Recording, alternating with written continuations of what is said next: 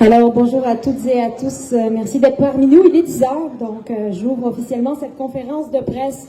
Journée historique aujourd'hui pour le ROBS. Alors, je me présente, je m'appelle Angélique et j'ai le plaisir d'animer cette conférence de presse historique aujourd'hui pour le milieu communautaire en santé mentale en Mauricie et centre du Québec. Sans plus attendre, saluons d'abord la présence des médias ici présents. Merci d'être parmi nous. Merci aux membres du ROBS d'être ici en grand nombre et on sait qu'il y en a certains et certaines qui viennent de loin étant donné le grand territoire géographique. Je vous invite à visionner en exclusivité la vidéo Le choix impossible d'Erika qui part aujourd'hui notre mouvement. Mesdames et messieurs, accueillez chaleureusement Erika!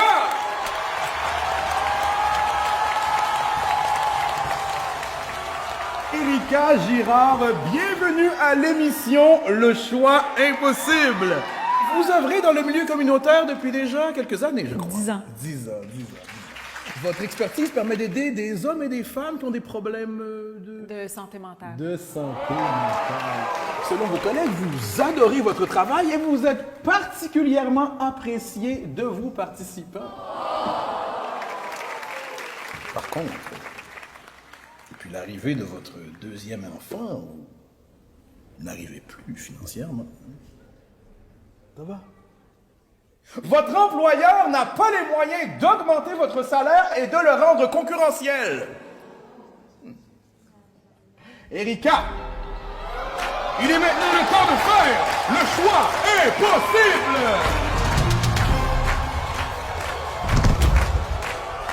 Eric, à ma droite, 4 personnes que vous aidez dans le cadre de votre travail. Et à ma gauche, vous le connaissez bien sûr, votre mari Philippe, votre fille Jeanne et la petite dernière, la jolie Simone. Erika, voici votre choix. Si vous optez pour le côté droit, vos participants régleront leurs problèmes de santé mentale grâce à votre aide et au soutien de l'organisme communautaire.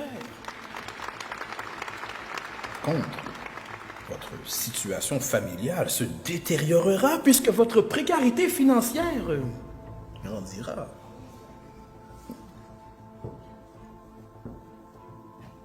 Si vous optez pour le côté gauche, vous quitterez votre emploi actuel pour un poste dans le milieu public et vous sortirez de votre marasme financier. Mais vous briserez le lien unique que vous avez développé avec vos participants et vous ébranlerez leur confiance en tout ce qui a trait à la relation d'aide.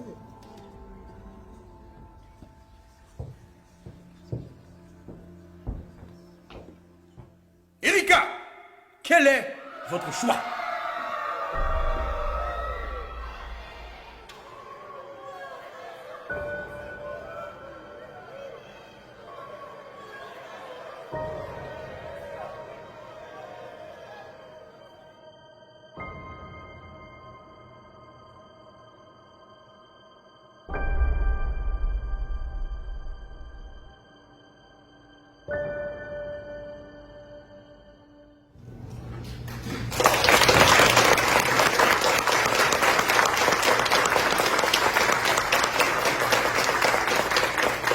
Alors, c'est une vidéo que vous pourrez retrouver sur l'ensemble des plateformes de communication du mouvement lechoiximpossible.org et sur les médias sociaux.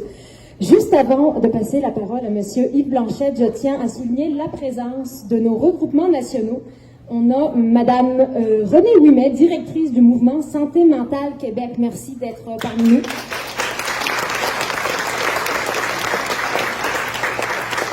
Également, Mme Christina Saint-Pierre-Charon, directrice du réseau communautaire en santé mentale, connu sous le nom du COSME.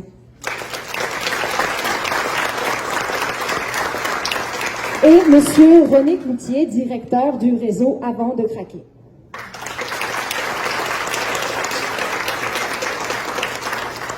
Alors, afin de dresser un court portrait de l'historique du milieu communautaire en santé mentale, j'ai le plaisir de vous présenter M. Yves Blanchette, qui est ex-directeur pendant de nombreuses années du regroupement des organismes communautaires de base en santé mentale 0417, mieux connu sous le nom du ROBS 0417, et aussi membre du comité stratégique du mouvement. Monsieur Blanchette, la parole est à vous. Alors, mon rôle à moi, c'était de faire un petit tour d'horizon sur l'origine des groupes communautaires. Donc, parlons de groupes communautaires, particulièrement de ceux qui sont présents ici que nous représentons. Construits dans la réponse aux besoins de la population, baignant dans l'écoute et l'innovation, constituant des bassins démocratiques uniques, les organismes communautaires en santé mentale d'aujourd'hui sont devenus un important, voire un incontournable continuum de services communautaires en santé mentale qui couvre entre autres la Mauricie et le centre du Québec, mais on sait très bien que c'est l'appareil pour l'ensemble de la province aussi. Historiquement, on peut dire que la désinstitutionnalisation des personnes vivant des maladies mentales a été un point culminant dans l'histoire des groupes communautaires. En mettant fin aux asiles, des gens par milliers se sont retrouvés dans la rue. C'est à ce moment qu'est entrée une première génération d'organismes en santé mentale. On y comptait, entre autres, les groupes d'entraide et certains groupes de promotion et de défense des droits et de prévention. Révolution tranquille, démocratisation des institutions politiques. Les organismes communautaires permettent aux citoyens d'expérimenter la démocratie. Parce qu'un organisme communautaire, c'est d'abord un outil démocratique où les gens peuvent se représenter eux-mêmes et prendre des décisions par rapport à leurs propres besoins. On s'ouvre maintenant vers la prestation de services. On arrête d'être dans la défense des droits, on va plus loin, et on va apparaître des gammes d'organisations telles les refuges, les services alimentaires et la protection des intérêts des individus. Ainsi, des groupes de parrains proches, des groupes de prévention du suicide et certains hébergements voient le jour. Puis, arrivent les années 2000, se pointe le partenariat avec l'État, les besoins et les services se diversifient, et on voit naître les groupes de réadaptation psychosociale par le travail, les groupes d'accès de soutien au logement, des maisons d'hébergement transitoires, thérapeutiques, d'urgence sociale et toute une gamme de services de plus en plus en relation entre elles et le réseau. L'ensemble de ce réseau se structure en grande toile de fond et constitue un filet de sécurité qui se construit suivant les aléas de notre principal partenaire, qui est le réseau de la santé, qui, lui, passe d'une vision de service local à celle d'un territoire pour enfin s'ouvrir finalement à la responsabilité populationnelle complète d'une région. CR3S, Régie régionale, Agence régionale, CIUS, etc. Il n'y a pas de doute, il y a eu une transformation du réseau. À dire vrai, il y en a eu plusieurs aussi, et les groupes communautaires ont dû s'adapter constamment à cette démarche-là. Fidèles à leur origine et à leurs valeurs, les organismes communautaires en santé mentale continuent de rappeler, autant dans leur action que dans leurs revendications, que leurs responsabilités découlent de leur mission. C'est leur raison d'être. Notre mission, on a été créé pour faire quelque chose. On n'a pas nécessairement la responsabilité populationnelle, mais on a une responsabilité mission. Okay? Et actuellement, tente de se recentrer vers celle-ci parce qu'il y a eu les débordements que je viens de nommer dans tous les travaux qui sont faits à l'échelle régionale. En 89, politique santé mentale, on nous disait il faut assurer la primauté de la personne. Le premier plan d'action en santé mentale s'intitulait « Les forces des liens ». Le second, « Faire ensemble et autrement ». Enfin, le plan d'action interministériel que l'on vit présentement, « S'unir pour un mieux-être collectif ». Un mieux-être collectif. C'est ce même appel à la force de la collectivité qui nous appelle à nous présenter devant vous aujourd'hui. Vivant aujourd'hui les soubresauts de la pandémie, d'une crise du logement, d'une crise de la main-d'œuvre et d'une crise économique imminente, le continuum de services d'organismes communautaires, qui est toujours aux premières loges, voit sa mission menacée, entre autres par une demande de services qui ne cesse de s'accroître et par la migration de nos experts, c'est-à-dire nos employés, vers d'autres milieux. Donc, le milieu de la santé et les milieux plus professionnels où ils ont des conditions de travail que l'on ne peut pas rejoindre, nous, dans le communautaire, souvent. Donc, la continuité de notre offre de service est réellement en danger. Oui, croyez-moi, il y a vraiment urgence d'agir. Merci tout le monde. Merci. Merci pour ce portrait très clair du milieu communautaire en santé mentale. Je rappelle M. Yves Blanchette, ex-directeur du ROBS 0417 et consultant stratégique pour le mouvement. Sans plus attendre, je cède la parole à Mme Chantal Lanneville, qui est directrice générale de la Maison d'hébergement communautaire en santé mentale, la Chrysalide, et aussi vice-présidente du ROBS 0417. Chantal va nous présenter le continuum de services en santé mentale du ROBS 0417. Bonjour tout le monde. Laissez-moi vous présenter le regroupement des organismes de base en santé mentale de la région de la Mauricie et du centre du Québec, le ROBS 0417, dont mon organisme est membre et dont j'assure la vice-présidence.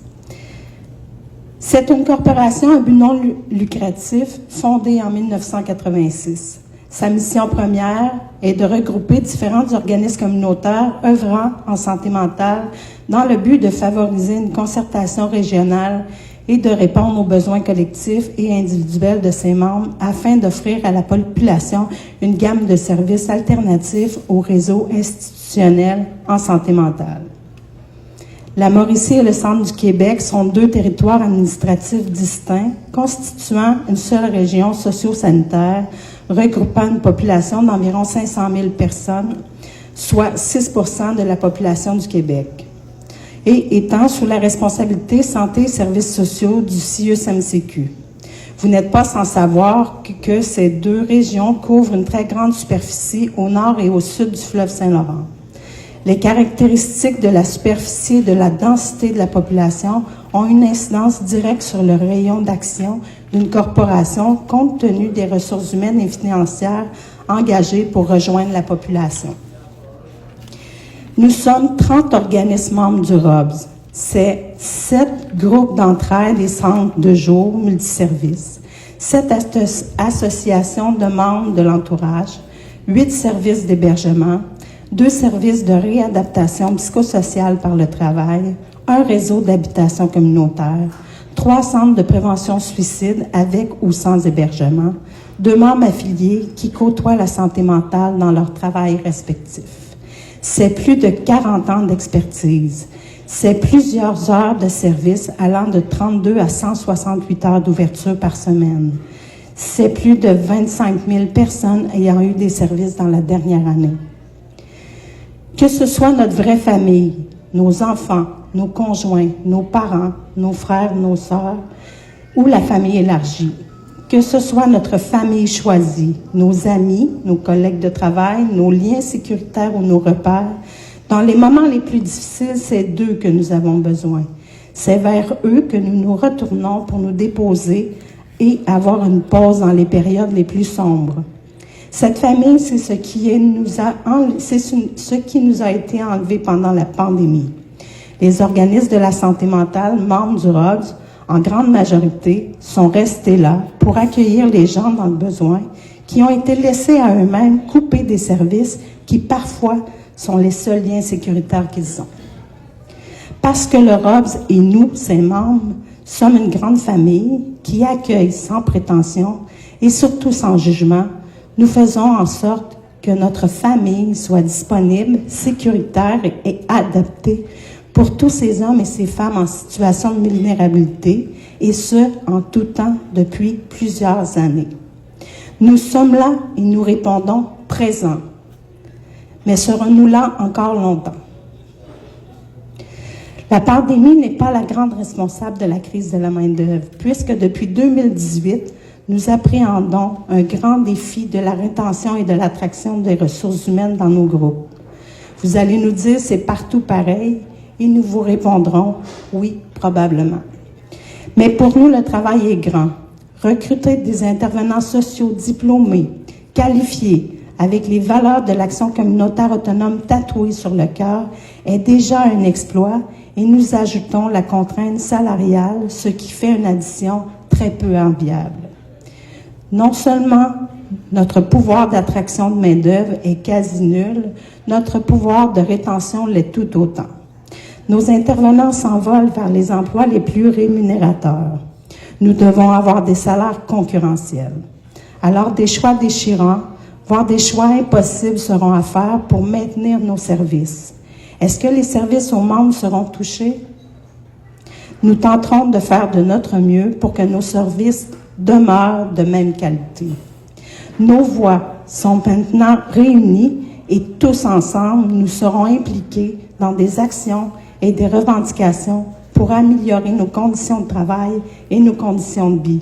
Il y a urgence d'agir. Je suis Erika.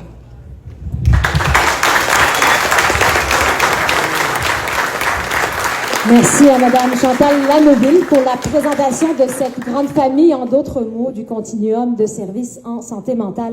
On poursuit cette conférence de presse avec l'état des lieux et cette fameuse urgence d'agir avec M.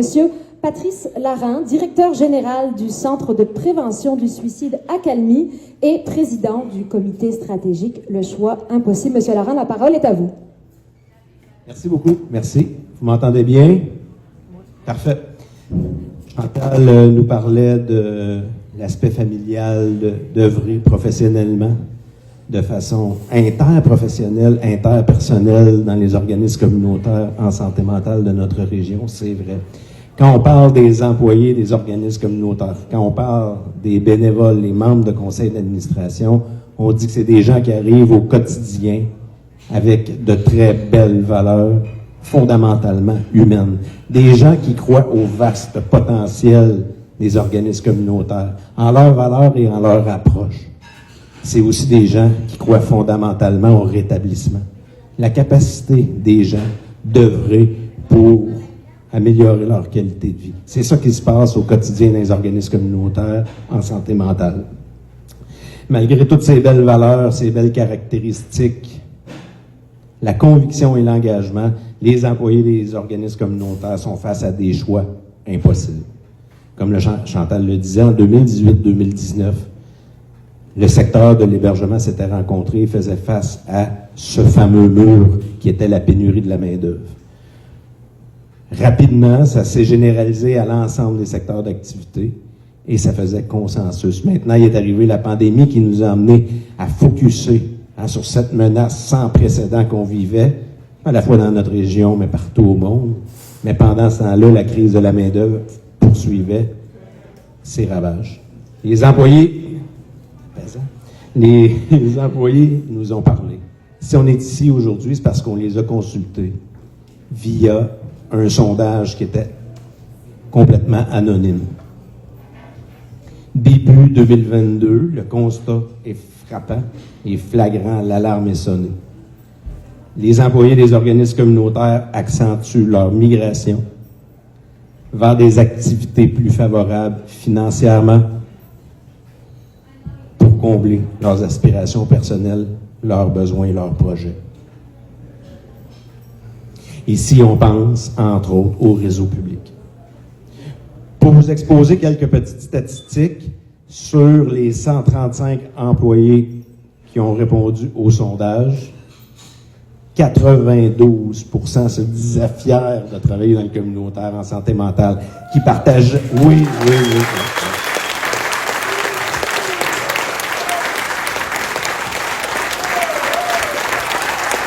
Vous avez raison d'être fiers. On a raison d'être fiers.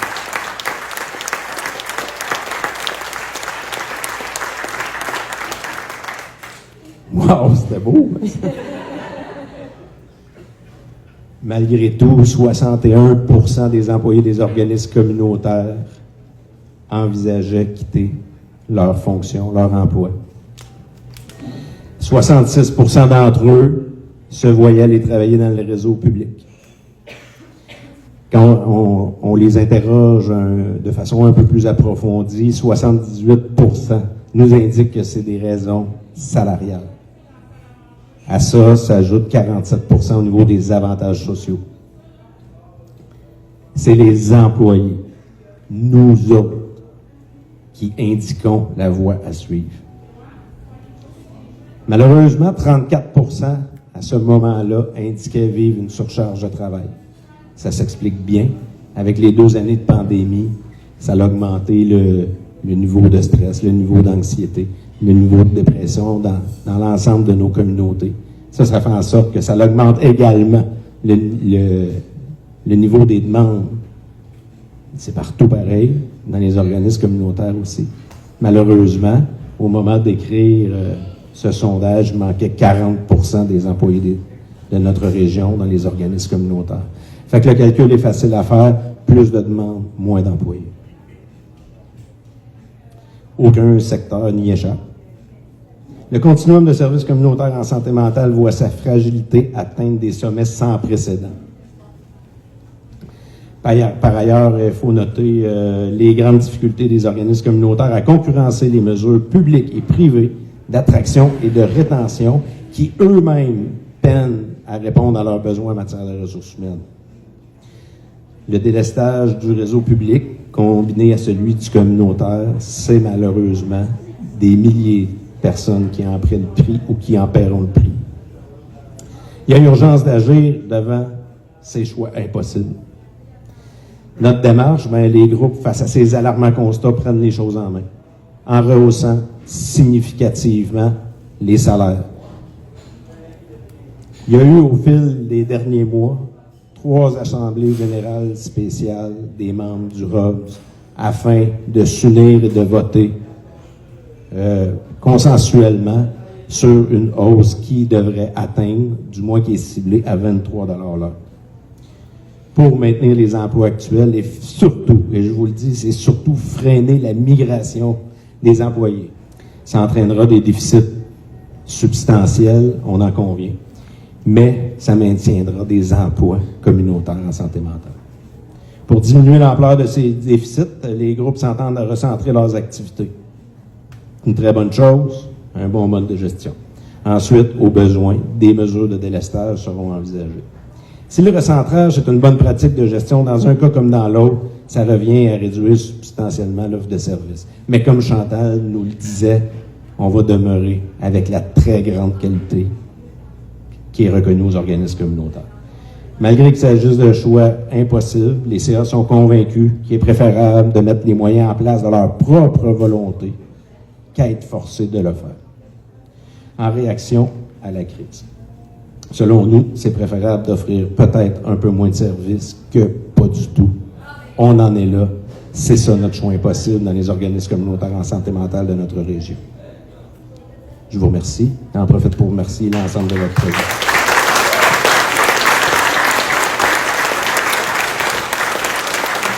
C'était M. Patrice Laurent. Alors après l'historique du milieu communautaire en santé mentale, l'urgence d'agir, on passe avec M.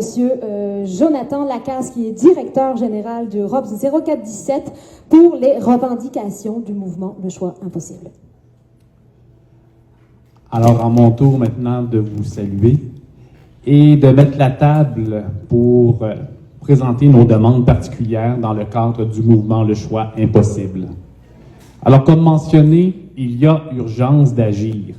L'ensemble du milieu communautaire en santé mentale du centre du Québec et de la Mauricie font face à des choix impossibles. Ce mouvement s'inscrit dans une perspective de main tendue envers les différents acteurs pour trouver ensemble des solutions. Certes, dans tout ce que nous proposons, il y a une question de financement, c'est le nerf de la guerre. Mais c'est pour ça aussi que ce que nous demandons aujourd'hui, c'est d'aller chercher l'appui de la population pour qu'elle nous appuie dans notre mouvement par la signature d'une pétition que nous rendrons disponible et en ligne et en format carte postale. Pétition qui demande au gouvernement de doubler le financement global à la mission des organismes communautaires en santé mentale. Nous croyons que cela va nous permettre de faire face à ce grand défi que représente la crise de la main-d'œuvre. Pourquoi? Comme ça a été mentionné, on reconnaît l'impact significatif de la pandémie sur la santé mentale de la population du Québec. On reconnaît que l'enjeu de la pénurie de la main-d'œuvre constitue une contrainte majeure dans la réalisation de la mission de nos organismes. Pourquoi aussi? Parce que le nouveau plan d'action interministériel en santé mentale reconnaît qu'en matière de santé mentale, nous, les organismes communautaires du milieu, on détient des expertises qui sont notables et qui font preuve de grandes capacités d'innovation en offrant des services qui sont uniques, alternatifs adapté aux besoins spécifiques des personnes concernées par la maladie et des membres de l'entourage. Ce même plan aussi reconnaît que les organismes communautaires en santé mentale, ils constituent une composante incontournable de notre structure sociale. Ça représente une force majeure dans la mobilisation des communautés et de leur développement. Donc, puisque nous considérons que le sous-financement chronique des organismes communautaires en santé mentale ne nous permet pas d'offrir des conditions de travail qui sont concurrentielles et qui nous placent, nous, employés du milieu communautaire, devant des choix impossibles. Considérant que le financement qui provient du ministère de la Santé et des Services sociaux destiné à la mission globale demeure, malgré les annonces qu'on a eues cette année, insuffisant. Il est impératif de le financer adéquatement, le réseau communautaire autonome en santé mentale, pour qu'il puisse continuer d'offrir des services de qualité auprès de la population. Oui, il y a urgence d'agir pour offrir des conditions de travail justes, décentes et équitables à l'ensemble des employés des organismes communautaires en santé mentale. Pour qu'on puisse être, nous aussi, concurrentiels face au réseau public, dont nous partageons le même bassin de professionnels, mais sans du tout avoir les mêmes moyens attractifs. Tout ce qu'on vous propose, c'est des mesures d'urgence. Parce que le milieu communautaire en santé mentale de notre région, comme on l'a mentionné, se retrouve depuis plusieurs années dans cette situation. On navigue et on devient bon, mais c'est essoufflant devant ces choix impossibles. Nous arrivons donc à ce carrefour où nous vous disons il y a urgence d'agir. Nos directions sont épuisées. Nos ressources peinent à trouver les personnes nécessaires qualifiées pour réaliser leur mission. Donc, le premier élément que nous demandons, c'est de doubler le financement à la mission. Et le deuxième élément que nous demandons, c'est la mise en place rapide d'un comité de travail sur l'attraction et la rétention de la main-d'œuvre dans le milieu communautaire en santé mentale.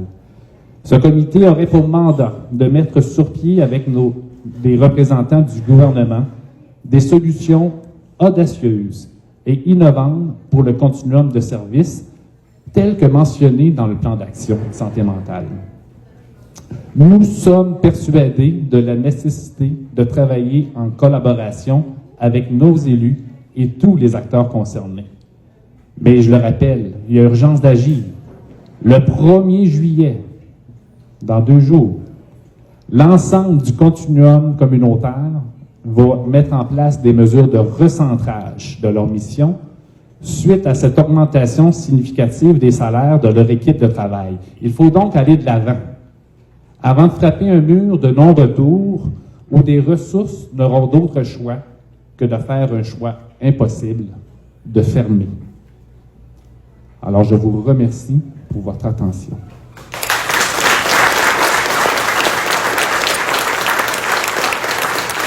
Jonathan Lacasse, je vous le rappelle, directeur de ROBS 0417. Et puis, on vous invite à suivre le mouvement, à signer la pétition. C'est lechoiximpossible.org, page Facebook, compte Instagram et page Twitter. Ça va être alimenté régulièrement avec, évidemment, ce qui vous a été nommé, c'est-à-dire des histoires de travailleurs et de travailleuses du terrain.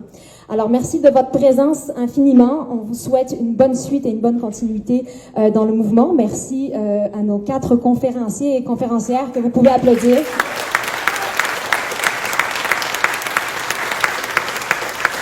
Et avant de vous inviter à la photo, je peux vous demander une autre main d'applaudissement pour vous, les membres qui êtes là aujourd'hui pour soutenir le mouvement.